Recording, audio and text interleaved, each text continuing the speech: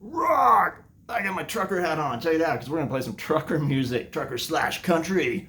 I'm just gonna play this real quick, just a little bit.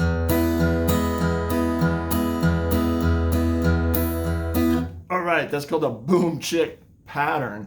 This is really common, and it's not like, hey man, check those chicks out over there. No, it's not that kind of chick. It's a sound, and it comes from hitting really just string 1, 2, and 3, the high strings, right? So there's your chick. What's the boom? The boom is a low note. Ideally, usually string 6 or string 5, depends on the chord, okay? Sometimes you hit string 6 and 5 if it's like a big chord, like a full-size chord, all 6 strings. So I'm going to use this E major. Look, I'm going to go through it real quick, just in case you don't know. Fret 2, string 5, middle finger. Fret 2, string 4, ring. Fret 1, string 3, index, okay? And then string 6, big string will be open, string 2 and 1 will be open. So it's a full-size chord, meaning it's all 6 strings. So then again, right, the boom is a single note in the bass section. The bass is the low stuff, right? So you hit string 6, and then your chick is, ideally string, a big chord like this, string 1, 2, and 3. But, if you only hit string 1 and 2, that's cool.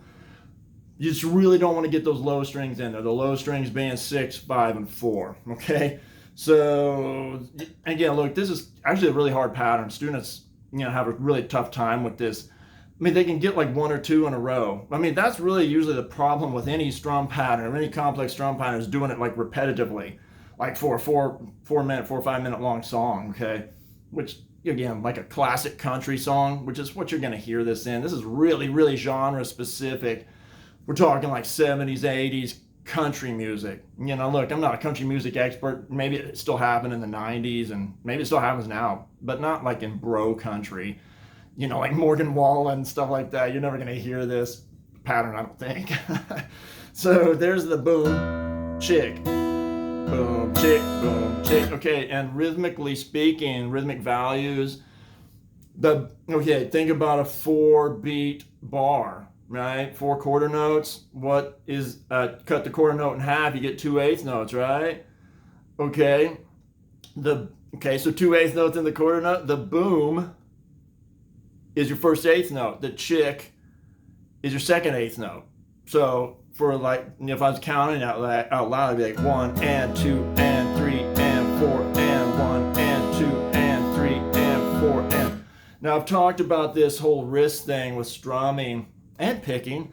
It's like critical, okay? Well, there it is, watch. I mean, we don't want to strum with the elbow. I've talked about this in other videos. Look it up, man. My channel, not someone else. Okay, so there's the boom, chick. Look at my wrist. So it goes boom, chick, boom, chick. My arm is stationary, no elbow. Yeah, so boom, chick, boom, chick, boom, chick. Okay, so that's hard enough for a student to do it like repetitively, for 2, 3, 4 bars, whatever, on the same chord. But what if you have to then, okay, but if you work on it, you can get it. What if you have to go to another chord? Because you're eventually going to have to go to another chord. I don't know any songs that's 1 chord. Maybe just 2 chords. Okay, but check it out. So we're going to go from the E to the A. The A is what? Fret 2, string 4, middle. Fret 2, string 4, 3, string 3, ring. Fret 2, string 2, pinky. And then your open string 5, open string 1. So your boom then is open string 5, right? And all right, this is a smaller chord, right? A little bit smaller. So your chick can be still string 1, 2, and 3, or maybe just string 1 and 2, whatever. So there's boom, chick, boom. So I'm going to go from the E to the A.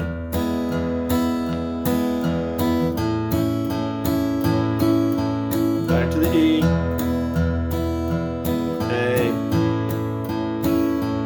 So look, there's a lot of things that make this really difficult.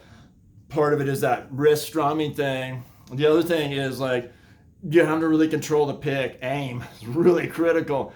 And I tell people it's like putting, the boom is a single note, usually a single string. So you have to really control that really small, right?